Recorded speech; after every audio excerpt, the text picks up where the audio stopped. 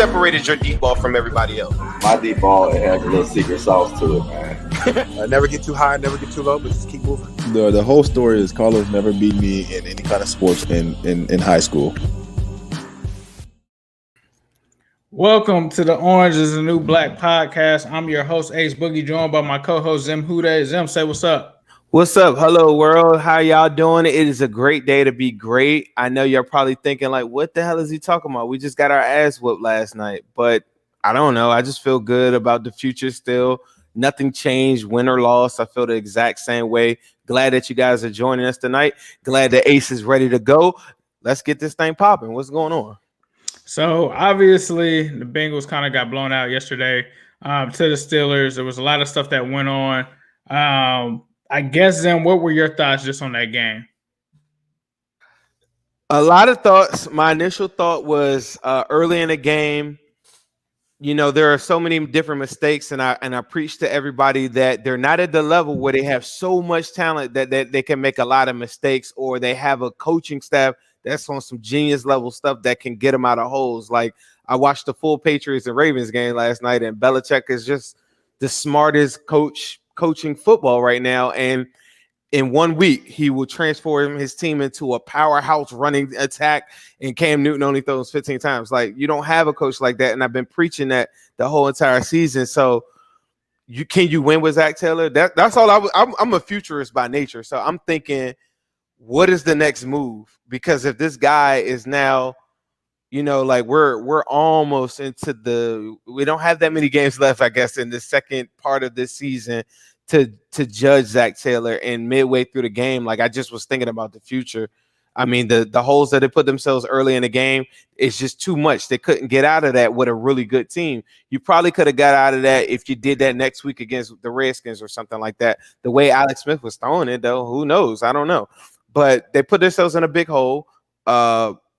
Erickson fumbles the football. I immediately think, okay, so Erickson's making mistakes. Mike Thomas hasn't had a catch in 2-3 weeks, but no John Ross. And I understand he was injured, and maybe they were going to try to play him at corner, I'm told, or wide receiver, whatever. I don't know. But if the trade-off is a guy that's fair catching at a 90% rate, a guy that is supposed to be shorthanded but fumbles the first punt, the defense gets the Steelers 3 and out, punt the ball, he fumbles, gives the ball right back to him, right? I don't remember in any of my John Ross, like, that's the craziest part about this. In anything that you could point me to that John Ross did to hurt the team that y'all feel so strong about, like, get him out of here after the guy scored 7 touchdowns in one season, right? I don't remember an instance where he immediately just fumbled the football at the beginning of a football game, gave it to the opposition, and gave them points, like, right off the break. He's made mistakes, I'm sure, and I'm not saying Alex Erickson hasn't done enough good stuff, but to warrant not playing this guy week after week because you're not smart enough to figure out a way to get him on the field is beyond me. And anybody that's still sitting there rooting against John Ross is silly to me. Like, you're hurting your team. And that was my initial thoughts. Coming into that, after the T. Higgins fumble, the game is over. Like, to me, and I just immediately start thinking it was over. But let me just run off a couple stats. The Bengals gave the Steelers 6 possessions in the first quarter. They've given 6 to 8 possessions in the last 3 games total for the opposition, right? So how could you? It's just a mathematical equation. How the hell could you win a football game when you're giving an opposition just more chances to score than you? It's a miracle they didn't get 40-something put on them. The Bengals didn't get a first down until the third drive. The Bengals was 0 for 13 on third down. The number one reason why I said Joe Burrow coming into this year or Lamar Jackson will work with the Bengals or all of these different things I come up with is predicated on Andy Dalton was able to be successful on third down. If you're 0-13 on third down, all I needed was a guy to move the chains. If Burrow isn't going to be successful on third down, and this is not anything about Burrow, but you can't win that football game. They punted 9 times in the game, and the Steelers are 26-7 with Ben Roethlisberger. That's.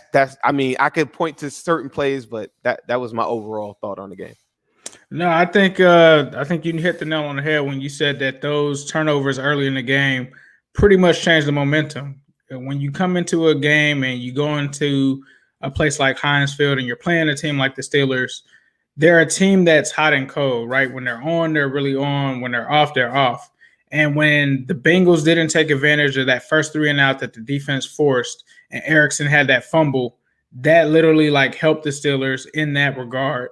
And then you talk about after that, the Bengals defense does this thing again. They did a pretty good job, holding them to certain points, but a lot of turnovers, like you said, the T. Higgins fumble.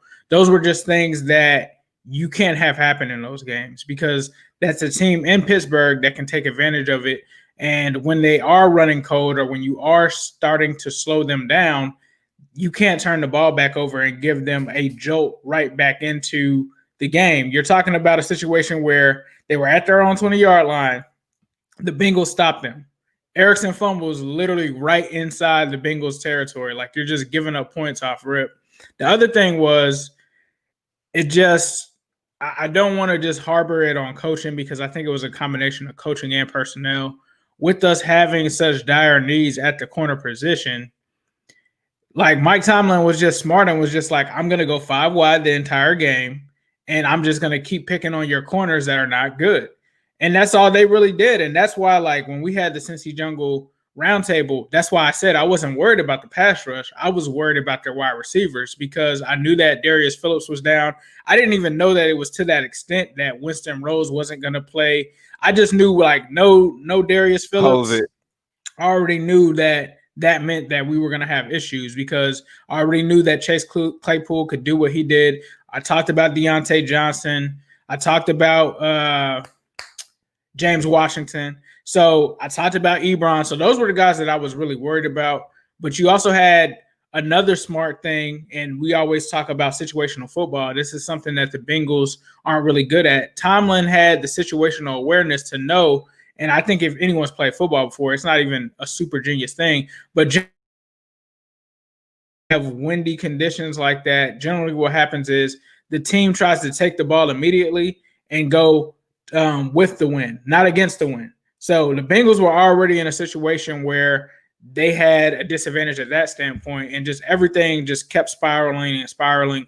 The only thing that I would have liked to have seen, and the only reason I say that is because I did some research on the free agents that we acquired in the offseason. The one thing that I thought should have happened is that they should have put Von Bell at corner. Like especially when Mackenzie Alexander went out of the game, they should have put him at the slot corner. They should have brought Sean Williams in at the safety. That's just my thoughts on it because New Orleans used to do that with Von Bell a lot. They used to rotate him between cornerback and the slot and safety. And, I was just thinking, common sense is you have a issue at the corner position where you're lacking depth. You have a ton of depth at safety, but you're just not going to play Sean Williams. So that kind of made me upset. The offensive line played well, honestly, even though they gave up 4 sacks. I think in the first half, that was the thing that stuck out the most to me. I think on defense, the defensive linemen were definitely getting pressure to Ben. They just couldn't finish before he got rid of the ball. And I mean, that's Big Ben. That's what he does. He evades people and evades the pressure. At one point, it seemed to me like the Bengals pass rush was actually looking better than the Steelers pass rush until TJ Watt ended up getting those 2 sacks. But when he got those sacks, it was when it mattered. And again, we talk about situational football. Using that timeout, there were points where I felt like they should have snapped the ball and taken a spike. And that's neither here nor there. But, they didn't do that. And then they took the timeout. And then after the timeout, that's when they gave up the sack. And it just leads to them not being able to get points. So we'll have to see what happens there. Someone just said something did you hear about AB? I'm not sure what's going on with AB right now. So AB was caught. Well, it's alleged 2 weeks before he signed with the Bucks that he had another incident where he got angry and broke cameras and did some other crazy stuff. So yeah, I mean that's just another day in the life of AB. I mean, one thing that came out of this thing too is now I thought somebody was going to say this. DeAndre Baker, right? Yeah, that would be a good pickup. That would be a great pickup. So if you guys are listening to this and we have Trey Waynes or we're waiting for Trey Waynes or to come back or whatever, DeAndre Baker, I'm just going to come out and say it. DeAndre Baker is better than Trey Waynes in my eyes. Like better all around corner. Trey Waynes and him arguably like equally as good at tackling. But the reason I bring that up is because Paul Schwartz of New York Post said that there's 4 teams interested in DeAndre Baker: the Chiefs, the 49ers, the Jaguars, and guess who? The Bengals. Yeah, I would definitely love to bring that guy in. I mean, it is just bad. You can't even really get mad at Troy Brown because what was that guy supposed to do? And the other guy, number 37, I didn't even know who that was. Jalen we Davis. are diehard Bengals fans. I had to do a Google search on him because I had no idea who that was. I was like, that cannot be Chris Lewis Harris. So, those things happened. For me, it just really put things in perspective. What I wanted to happen in this game, I did go on record and say that I thought that the Bengals could win this game. Let's not get it twisted. But what I wanted to see was just some effort. Even if they did lose, right, I knew that there was always a standpoint where the Steelers could really wreck this game and break it open. I just wanted to see the Bengals fight, and I did not see that. I think that they put up What about the fake punt? I mean, that's in garbage time. Like, I mean, that's cool and all, but like, that's right, though. we're talking about like the week before, right? The Dallas Cowboys with their 3rd string quarterback gave a way better fight than the Bengals did. We talk about before that the Eagles with, they're also depleted in terms of their starters and stuff like that on both sides of the ball. They put up a better fight. Like, to me, that was just a blowout. Like, it was just a blowout, plain and simple. I wouldn't disagree with you on the fight of the Bengals. I think throughout the game, they came out flat. I think a lot of players came out, and I know me firsthand talking to players, even the cornerback room. I talked to a guy on the team throughout the week, and he said, it's not regular, but because our whole room is in COVID protocol, all of our meetings are online. We're without their secondary coach, I believe, the linebacker coach, and the wide receiver coach as well. And the player that I'm talking about, like, alluded to me, like, I could tell he felt a little nervous about it. Like, we don't have any, whatever. I'm not using that as an excuse. This is just a factual thing. Mm-hmm. Steelers were relatively healthy. They had most of their people. They had 3 guys that were affected from the COVID thing. We had staff members, and we had a lot of players that weren't. So to compare it, I watched the Cowboys game in full. Steelers made a lot of mistakes in that game. The Cowboys were able to run really well on them. We were able to run really well on them. If you're going to talk about coaching and scheme, we barely ran, though. We barely ran. That was another issue. But they ran for like 150 yards, like on a low. Like, I don't know. But I mean, a couple that was garbage time or whatever. The average 6 yards to carry, and I think they abandoned the run early. I just think Dallas played better, and they had some big things happen in that game that went in their favor. Mm-hmm. And then later in the game, Steelers come back and they win the game, and they probably shouldn't have. But had it been if you would have watched the mistakes that the Steelers had early in that game, had that happened to us in the inverse of that last night, I think the Bengals might have whooped their butt. Like, I don't know, but we'll never know. But I don't think that was like a lack there of effort. I just think the Steelers came out super flat against the Cowboys, and we came out super flat and put ourselves in a really big hole in that game. And I don't think they had a really good, solid game plan for it. And I don't know if that has something to do with COVID, but it just wasn't a good plan. I mean, we can look at the box score and say they had 150 yards, but everybody knows in the first half they barely ran the ball. I think then you think they had like 15 yards. Don't you think they had a little success? Like, none of those runs were when they finally started running the ball, but like that took a while for them to like. They had 140 yards.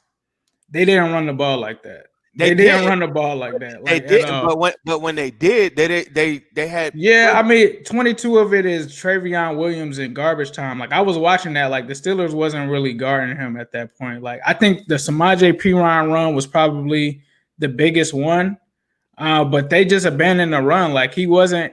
And I mean, it's not bad that they ended with that. You just would have hoped that when it was windy and when those conditions were like that they would have actually use that, especially when you're throwing into the wind. But I mean, to me, they just haven't, and I said that too, like they don't really like running the ball. And like I feel like that's a Zach Taylor thing. I don't think he wants to run the ball, but you have to realize that this is the AFC North. You can't not run the ball or be committed to the run game in the AFC North. And I understand what he's trying to do because the Steelers had a really strong run defense and they were susceptible in the secondary outside of Minkah Fitzpatrick.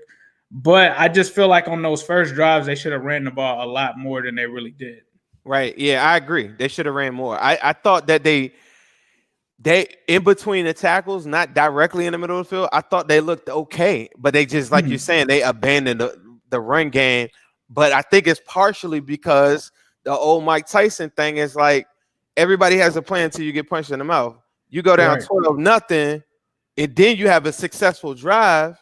You know, like that was the time to start running the football. But then it's so like I had pinpoint plays that I was gonna like kind of, like even the drive before the half, like the Redmond penalty to get them out of field goal position. Like by the time you come back third quarter, as a fan, like this is what I talk about weekly, is that if we were to come down and play and do what we do, and that is throw the football, right? And given the conditions, I understand that. But had it gone that way, I don't think anybody would have questioned it. If it was like a competitive shootout like I wanted it to be, I don't think anybody would have sat there and said, okay, well, why they ain't running the ball? If Joe Burrow's cooking them up, as we've seen in the weeks past, like in the Browns game that they came back, Joe Burrow goes crazy in the game. He goes crazy in the Colts game early in that game. Like in all of those games, I was thinking they should still run the ball and sustain some of these drives. One of my keys to the game, like early in the game, was like you have to keep the Steelers off the field. By giving them more possessions, it's just no way you could win that game, and that would be what running the football. But I feel like that almost like every week.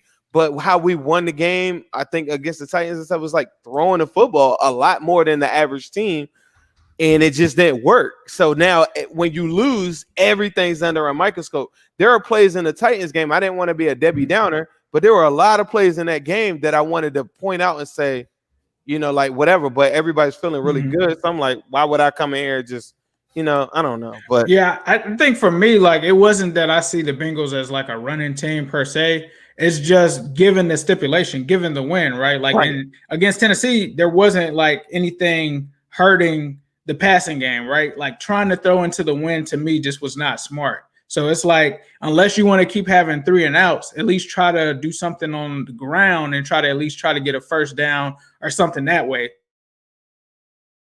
And in those stipulations where you're throwing into the win and the Steelers have the advantage, the reason that the Steelers didn't have to do it is because the win was behind them. So like they could just pretty much do it. But there was someone that did show. Now, it's hard to say, right? Because we don't know during the time from the first quarter to the second quarter. At first, the first quarter, the winds were at whatever miles per hour that they were. We don't know what the miles per hours were, right? And so then, like, that's why it was so important for the Bengals to try to score at the end of that first quarter, because they were going to get the ball back and be going with the win, right? Now, I don't know, like there's somebody that already pointed that out because some people were trying to say, oh, it was the win and stuff like that. And I think someone showed Big Ben throwing into the win, and by that point, he wasn't having any issues. But we don't know what the miles per hour of the win was. And it's crazy that we're breaking down weather like we're on a weather channel. But it's just one thing that you weren't expecting, right? Like not only do you not have your corners in the game, Mackenzie Alexander, like everything that could go wrong went wrong. Mackenzie Alexander gets hurt. You lose the coin toss. I hope you lost the coin toss, because if he deferred to the Steelers to give them the choice which direction to kick in, I hope that wasn't the case. I'm assuming that the Steelers won that coin toss. So you had everything going against you, and then you stack on top of that the fumbles and stuff like that. I'm not going to say that they didn't try, but it just was a disappointing like output, like from all standards. Like when I just look at it, it's just like the only thing that I can say, like I said, I was proud of the offensive line, even though they gave up the 4 sacks. That was more so inspiring moments. Right. You seen the grades today? Like I'm gonna say this early in the season, and even in the Ravens game, they looked terrible. Right. Last night, there were a lot of instances where I will point out, and I do this in my live. I'll say, "Oh, good pocket." There were a lot of instances. Joe Burrow is doing a lot to give himself some extra time. They were coming. Like I felt like they held their own. Right. But it wasn't good enough to beat them. No, like at home, because they're not like he got knocked. I think he had 12 or 13 knocked. Like, I know if I asked you that, or I ask anybody listening to this right now, or if you're in the live, does it feel like he was pressured 22 times and 12 knockdowns? I think in the second half, I started to notice it. Like in the second half, I felt like in the first half, I felt like they were good until JJ Watt had like those 2 back-to-back sacks when it really counted. But from what I saw, because I was waiting for it to happen and I was looking at it and I was just like, all right, they're holding their own. And then it was like when I keep saying JJ Watt, TJ Watt got those 2 sacks. That's when it was like, oh man. And then in the second half, that's when it just, after the Bud Dupree hit and Joe was limping, it was just like, get him out of there. At that point, it was just like, wow. But see, you see what they did though, and I think this is what if this is my philosophy. If I'm like Joe Burrow said after the game, I'm not a quitter. I think Lance McAllister and a lot of other people that I saw on Twitter were killing Zach Taylor, saying, get him out of the game. I've been preaching this thing that they should just run 40, like against a team like that, just run. And if you lose, I think a lot of people will be mad. But I think it's almost the same as benching him. They just started running real heavy, like towards the end of the game, where you get some of those runs at the end of the game. And to me, you're letting Joe Burrow or letting Travion Williams or letting the team get some reps against these guys with Joe Burrow, and you don't have to take them out of the field, and you kind of take them out of harm's way against running. That's what I would do as a coach. Like me taking them off the field sends a message that, in my mind, that y'all pussy and y'all don't want to see us. And the Steelers, like immediately after the game, they said the guy Steve Nelson says Joe Burrow's trash. So then not only are you taking them off the field because they're like, oh, y'all scared to get them hurt, like you're giving them more fuel and you're feeding more into it. No, keep my guy in there. We're gonna line it up, and I don't care what y'all do. Y'all not gonna hit him, and we're gonna send him. If it get ugly, it get ugly. In my in my offensive line, like if somebody wants to jump on them or do something later dirty, then we will respond. And that's the message that I would have sent to the team. I don't know if that's the message that they're getting, but that's my philosophy on why you keep them in. So going back to what I said, remember I said that the Bengals didn't run the ball on those first drives. The very first drive that they had that they punted on, they did not run the ball one time. The second one, they ran the ball. No, they did. Wait, they ran the ball one time on first down. They ended up punting the third possession. They went out again. They ran the ball once on first down. The next play, the next possession after that, they fumbled. They ran the ball with Samaje Perine one time. And is this the first half? Yeah, this is the first half, because I remember like they were not running the ball like at all. And then after that, so this is the thing: the drive that they scored on, they ran. That was when they started running the ball. Samaje Perine. So like in my mind, that's what I'm saying. Like when they did run the football, I think I don't know if you're catching this, but I'm agreeing with you. They should have ran the football. I think everybody in here is saying they should have ran the football. I'm just saying that the times that they did, it wasn't like there were a bunch of times. Did y'all see when the Steelers would run the football, like what their run game looked like? Yeah, their run game wasn't they might have had 12 yards going into like the third quarter or something like that. When they were going to run the football, we were in the backfield. I'm just saying that the run plays that the Bengals did have, it was 3 point something yards a carry. Oh, here's a 6-yard carry. Oh, Gio, here's 11 yards. Like there was They got one. The first one that they got with Perine was a 14-yarder. Right. There was success. And I know that the numbers might not look good like them running the football because the lack thereof. They should have ran the football. Right. But I'm just saying that when they did, it seemed like they had pretty good success. So for me to say that, oh, they didn't do a good job running the football, I don't think we'll ever know because they didn't run the football. And they should have. You know what I'm saying? Like, and I don't know if that's part of the offensive line stuff that they weren't. I felt like they felt good about Adenji and pass blocking, and they really feel good about Spain in pass blocking, but I don't think they feel as strong as them in run blocking situations. Maybe that has something to do with it. I'm not sure. Right. Yeah, I don't think, me personally, I'm just gonna say I don't think that Zach really likes to run the ball like that. We'll see. But I think that he prefers to kind of try to throw and stuff like that. It just wasn't an ideal situation. Another good thing, I'm like that too. And I'm like that too. I'm Mr. Air It Out. Like I grew up on Warren Moon in a run and shoot. Like that was my favorite quarterback. So I'm all for throwing the football, but you have to run the football in order to throw the football. Yeah, to me, it's not even just about, like you said, it's also about using the run to set up the pass.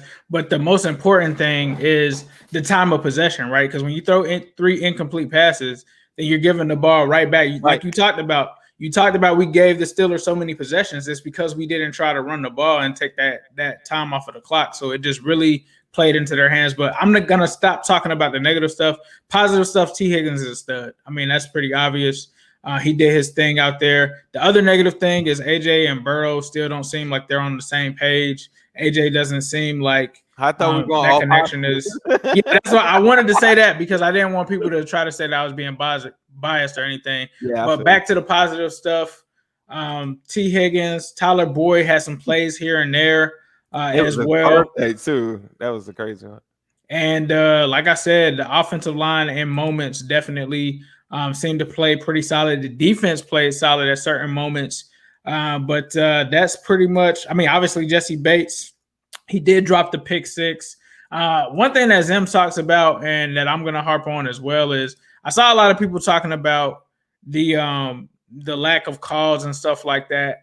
I'm with Zim on this. Like, I don't feel like those calls changed the game. I'm sorry. Like, even though there were some bad calls that you could say the Tyler Boyd catch definitely was a catch, that wasn't a game-changing kind of like play to me. Like, that's not going to change the trajectory of where the game was with the Bengals at that point in time, right?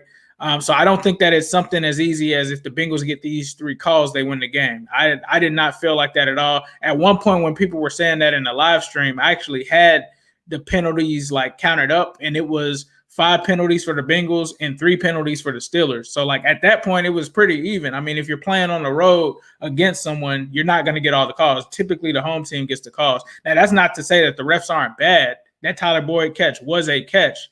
But, you know, the Steelers had some calls against them, too. And I saw some stuff. There was actually that one fumble, play.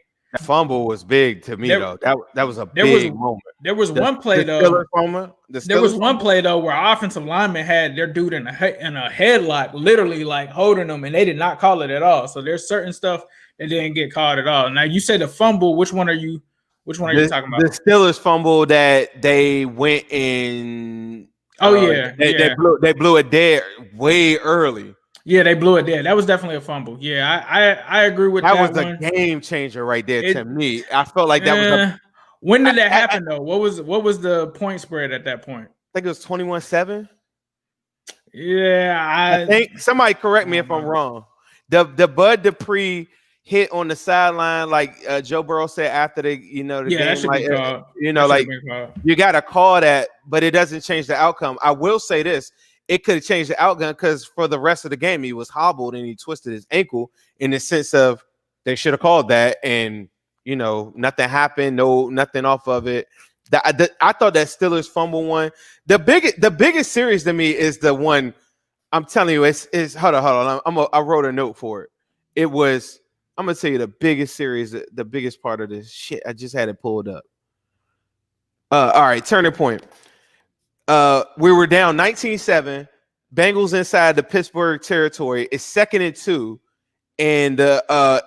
and they get a first down, but it gets wiped out by a penalty. Now it's 2nd and 12, and then Redmond gets caught in a twist, and it gets a sack, and now they're out of field goal position and everything. That to me, that was the big. Like, you want to talk about them not playing, like maybe not playing as hard as they should. If that drive is successful or whatever, like the Steelers did not want they don't want that. They didn't want that type of matchup. And what tells me that they didn't want that type of matchup? You could tell me about their wide receivers. You could tell me about all of that shit. Mm-hmm. The Bengals defense did what it had to do early in that game. If the Steelers was so lit. If they was lit like how we were rolling on all cylinders, every chance that the Titans gave us the week prior, touchdown, right? The Bengals defense held them. Then it came back and only let them get two different possessions right there in their thing. We gave them 6 possessions in the first quarter, and they didn't do nothing. And I'm going to tell you, it's the same thing every week. The lack of pass rush makes it so impossible to do anything. And I know it looked better, but it only looked better because you gave them 50 snaps opposed to 20 snaps. So if you have 50 snaps, then it's going to be 12 more, 15 more reps at the same percentage of win rate for Carl Lawson to get there or whatever, right? If you give him that many possessions, that's 4 more different times that he's going to have an opportunity to look good going against the pass rush. You gave him so many possessions. If they're so lit, the Kansas City Chiefs would have put 50 on our head.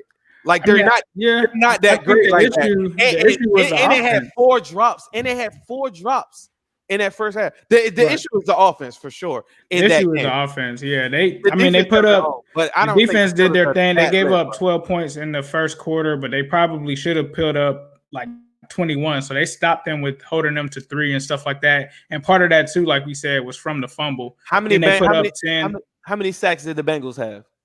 How many sacks? I don't remember them getting one. 0. You know what I'm saying? Like getting one. But I mean, honestly, you make them look good. Like get that fat old man off his platform and get him moving. Get him doing some stuff. Like I think the issue was game. DeMarcus Lawrence gave him fits, bro. Like go look at that game. Yeah, but they had better corners. Like all Ben was doing was like looking at Tony Brown and just going right there. So like I agree with you. We definitely need to improve the pass rush, but the secondary did not do them any favors with trying to hold corners and stuff. We on our 5th, 6th corner though. You know what I'm saying? We know what that was going to be though, right? I think Lou did a bad job of when he's throwing on the blitz, he then put him in a soft coverage because he's scared to get him beat. You got to press up on him. If you're going to be blitzing like that, then you got to press up. You can't be playing those soft coverage if you're going to be rolling out blitzes or faking blitzes. And Ben is eating that up. He's a vet.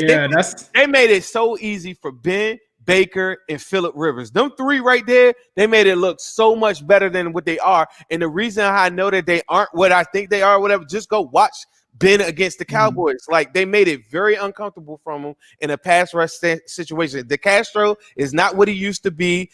Some of these guys like Pouncey are not what they used to be.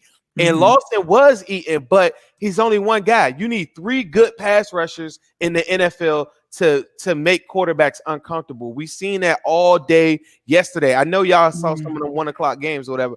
And that coincided with, the offense not playing good because But I warn people, like, I know that we all want Ben to have those games where he has turnovers, but I try to warn people this year he's not been on that. Like, he's not really turning the ball over, and honestly, I feel like he's playing well because he has a $40 million option next season. So with him having the injury and everything, I think he's just trying to secure that.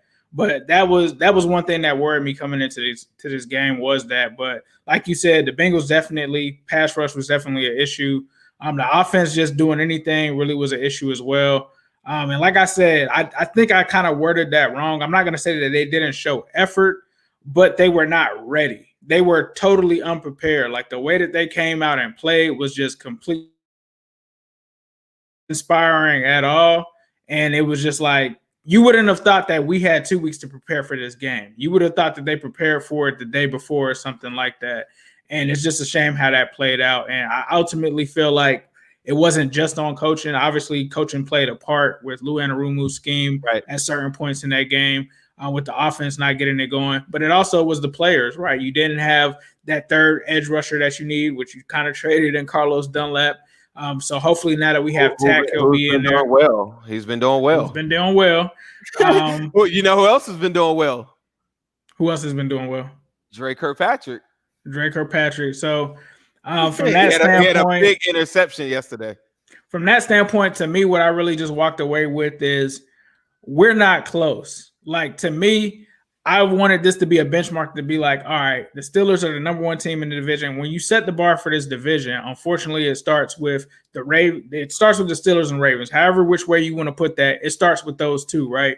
And in 2 games against those guys, we have literally been blown out. So I was just looking like, even if we would have put up 20 points, I would have been good with that. Like 20 to 36, I'm cool with.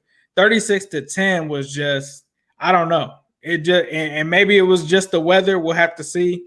But one thing that I want to ask you, Zim, and I know we're at the 35-minute mark, so we can get ready to wrap it up here. But if the Bengals get swept by the entire division, would you keep Zach Taylor in this coaching staff? No, I wouldn't keep him on the strength of what I talked about it earlier in this episode. Is that don't Andy Dalton this situation, people. Like if you win a game, right, against the Titans or whatever, like go back on all of my podcasts and stuff like that. Like me winning or losing to the Pittsburgh Steelers doesn't change what I'm saying every week. It doesn't matter if Zach Taylor went on a hot streak for the rest of this year and then he lost all the games in the division, like you said. I've already seen a big enough sample size to know that he's good enough to possibly win a playoff game, but he'll in this 4-year window that I need to win in with Joe Burrow, he's not smart enough. He's not that genius level person or talent, or somebody talked about a Kubiak or somebody that has like a big time run scheme that's just going to be undeniably killing the game. Like he doesn't offer any of that right now. He might find ways to win, but he doesn't offer any of those different things at this point of his career. I think he might later on in life be a better head coach. I think right now he's probably a good coordinator, but to go where I want to go or where you all want to go, you gotta get the right guy in here right now. And I'm not saying that he can't win a playoff game, and I'm not saying that he won't have success, but I just know, like I said, I just think as a futurist already, he's not going to, if he's unable to make the adjustments right now in these first 2 years already, then it lets me know he's never going to be able to make, that game shouldn't have been like that. The Ravens game shouldn't have been like that if he was talented, like at the level that we need him to be to win a Super Bowl. If y'all have aspirations of just winning your first playoff game, okay, yeah, keep Zach Taylor. You could probably get it next year or the year after. Man, I say next year, maybe the year after. I don't know. But he's not a Super Bowl winning coach in the 4-year window of Burrow. I think know that. Everybody knows that. I think we wanted Cliff Kingsbury, right? I think what we're seeing right now happen in Arizona, a lot of people forget. A lot of people didn't expect Cliff Kingsbury to do well. And I think that's what we wanted, right? Like in an ideal situation, the Bengals wanted their Cliff Kingsbury. They wanted a young guy, offensive-minded, that was just going to fix this offense. Cliff Kingsbury isn't a guru. He isn't a Belichick or anything like that. But his offense is just so good with the Cardinals having the number 1 offense in the NFL that they can just try to outscore people and just pretty much overcome their shortcomings of him as a young head coach with, we're just going to put 30 on your head with Kyler Murray every game, and you're just going to have to stop us. Like, that's what the Bengals wanted, but we're not getting it. Don't you feel like Cliff, though, came in with his signature style already? It's almost like Zach came in with a style. He tried to come in with McVay, right? But then what does Joe Burrow do? Somebody that's smarter comes into the room and says, nah, coach, we're going to spread them out. I feel like Cliff was trying to run that last year. He had a gang of injuries. Somebody made that comment to me earlier today and said, hey, this team reminds me of the Cardinals last year. I don't think so. But I feel like Cliff Kingsbury already came in knowing he couldn't do Rosen. He needed a Kyler. He wanted to spread him out, and he already knew this is what we're going to do. And I'm going to do it no matter what. I don't feel like Zach has any type of style. You talked about the run game or anything like that. Like we don't have time to learn on the fly, Zach. You know what I'm saying? Right. Like, I think the difference between them, I'm looking at Kingsbury's resume. He was a head coach in college for 5 years. So, and then before that, he was an offensive coordinator. So even though he was in college, he still was a coach for 5 years, a head coach. So he probably had more experience in that department. But I think, like I said, if he loses and gets swept by the entire division, I think that the writing's just on the wall. So let's go ahead and get up out of here. Zen, was there anything that you wanted to say before we get out? No, I think we said a lot. I think people want to dive in probably into the game some more. I encourage you guys to watch Ace's recap videos. I haven't had a chance to check out some of them, but I'm pretty sure you probably go into more details of plays that people want to probably go into. I think we're now starting to cross this line where we're starting to look at getting close to looking at the draft. Getting close to start looking number at 7 right now, and if we get close, we can potentially move to number 3 depending on how things turn out next week. So I tell you what, they do something like, if they want to win over a lot of people like myself and sell me on Zach Taylor or something like that, they went and did what they had to do with Zach. I don't care. Like I said, the last pod or the roundtable, I don't care if it works. It's the thought. You talk about effort. I'm looking for the effort in the front office. DeAndre Baker, if they're one of the 4 teams vying for his help, DeAndre Baker, if I'm on the phone with him right now and people that played with him like Lou Anarumu, and I put the word out to Bob Hart, and I told him, I said, hey, go talk to him. But if I'm them, I'm telling them, hey, bro, come with us. You're gonna have you could play right now. Jamar Chase is the new Chase Young for me, but we'll talk about that on another show. But DeAndre Baker, to me, I talk about stacking talent up. Mike Daniels said this last week. He was so excited. He said, man, I love it here because he knows what I know. If you could stack up talent like that, I wouldn't be hard. We're going to be looking at who's the next coach, or if Zach stays or whatever, or maybe they get a new coordinator, sure. But if you give me a talent room that's got Trey Waynes in the room, Darius Phillips as a third or fourth option, I already said Trey Waynes, right? And then I got DeAndre Baker like fighting Trey Waynes for a starting. Like, that's how you make a playoff run. Like a talented room like that. Not to suck the Steelers off, but they got 5-6 legit cornerbacks that could start for a lot of teams right now. And a lot of people don't like. I think coming into the game, people were saying the secondary wasn't that great. Go look at them dudes. They grade very well. Everybody that's there, like Hilton's of the world, is a really good slot. Like, they got talent there, and it's undeniable talent all across the room in the defensive side of the ball and on the offensive side of the ball. So I do want to lead. I do want to exit by tipping my hat to the better team, the better roster. Absolutely won the game. I could point out calls, but it wouldn't have made a difference yesterday. They had the better coach, who is one of the greatest coaches in NFL history. Like, I will go on record of saying that. Mike Tomlin is one of the greatest motivators. I've said that a million times because he makes average players play a lot better. If you can go get a coach that can make average players play like the Steelers do, have a fun locker room, dancing and all that crazy stuff and doing whatever the hell they want, then hell, sign me up for it. But before we get there, give me DeAndre Baker, give me guys like that, and I promise you the talent will show out and it will win and it will do it. But you just didn't have anybody. Like, who is Jalen Davis? Like, I can't be mad at Tony Brown. Like, that, if that's my sixth option in the corner, cool. He was in the spot where he was supposed to be. That's our sixth corner. That's fine with me. Let's roll. Yeah, definitely. So we will be back to preview the next game. I believe that's Wednesday night. Maybe it's probably gonna get pushed back since we had this delay for tonight. But appreciate you guys for rocking with us. Please be sure to follow Zim on Instagram at Zim_Houday. Please be sure to get you a Burrow Babies hoodie.